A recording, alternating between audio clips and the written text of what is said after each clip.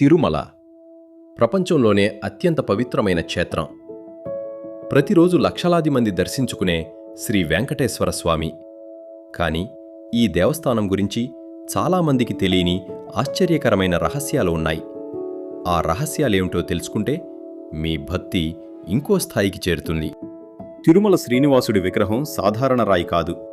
విగ్రహం దగ్గర చెవిపెట్టి వింటే సముద్రధ్వని వినిపిస్తుందనంటారు. ప్రతిరోజు విగ్రహంపై చెమటలా తేమ కనిపించడం ఇప్పటికీ ఒక మిస్టరీగానే ఉంది. స్వామివారికున్న జుట్టు నిజమైన జుట్టులాగా ఉంటుంది. ఎప్పుడూ చిక్కకుండా సిల్క్లా మెరిసిపోతూ ఉంటుంది. ఇది ఎలా సాధ్యమవుతుందో ఎవరూ చెప్పలేకపోతున్నారు. గర్భగుడిలో వెలిగే దీపం ఎప్పటినుంచి వెలుగుతుందో, ఎవరు వెలిగించారో ఎవరికి తెలియదు. అది ఎన్నేళ్లుగా ఆరిపోకుండా వెలుగుతూనే ఉంది. పురాణాల ప్రకారం స్వామివారి వెనుక భాగంలో ఎప్పుడూ తేమ ఉంటుంది. అక్కడ సముద్రంతో సంబంధం ఉందని అంటారు. సాధారణ రాయిపై పచ్చకర్పూరం వేస్తే పగిలిపోతుంది. కానీ స్వామివారి విగ్రహంపై వేస్తే ఏమీ కాదు. ఇది ఒక మహిమగా భావిస్తారు. గురువారం నాడు స్వామివారిని పూర్తిగా అలంకారం తీసేస్తారు. అప్పుడు విగ్రహం మీద లక్ష్మీదేవి స్వరూపం కనిపిస్తుందని భక్తులు నమ్ముతారు. కొన్ని సమయాల్లో ఎవరూ మోగించకపోయినా గంట శబ్దం వినిపిస్తుందని అంటారు. దేవతలు స్వామివారిని పూజించే సమయం అదేనని విశ్వాసం.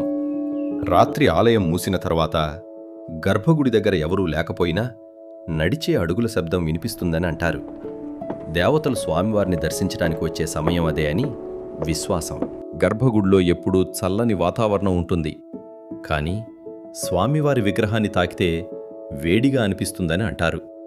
ఇది ఎలా సాధ్యమవుతుందో ఇప్పటికీ ఒక రహస్యమే. స్వామివారి ముందు నిలబడి ఏ దిశలోకి వెళ్ళినా స్వామివారి కళ్ళు మనల్ని చూసేలా అనిపిస్తాయని భక్తులు చెబుతారు. అది ఒక దైవిక మహిమగా భావిస్తారు. స్వామివారి విగ్రహం ముందు ఎంతటి కాంతి పడినా విగ్రహం వెనుక నీడ కనిపించదని అంటారు. ఇది దేవుడి మహిమగా భక్తులు విశ్వసిస్తారు.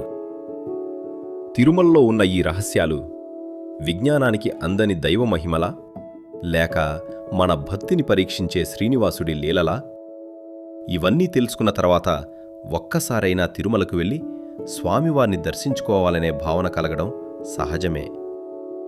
ఈ విశ్వంలో ఎన్నో కథలున్నాయి. కానీ దైవ రహస్యాలతో నిండిన కథలు కొన్ని మాత్రమే.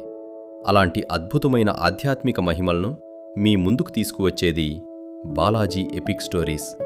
ఇలాంటి మరిన్ని దైవిక రహస్యాలు, ఇతిహాస కథలు, మిస్టరీ మహిమల కోసం ఇప్పుడే మా ఛానల్ని సబ్స్క్రైబ్ చేయండి. బెల్ ఐకాన్ ప్రెస్ చేయండి.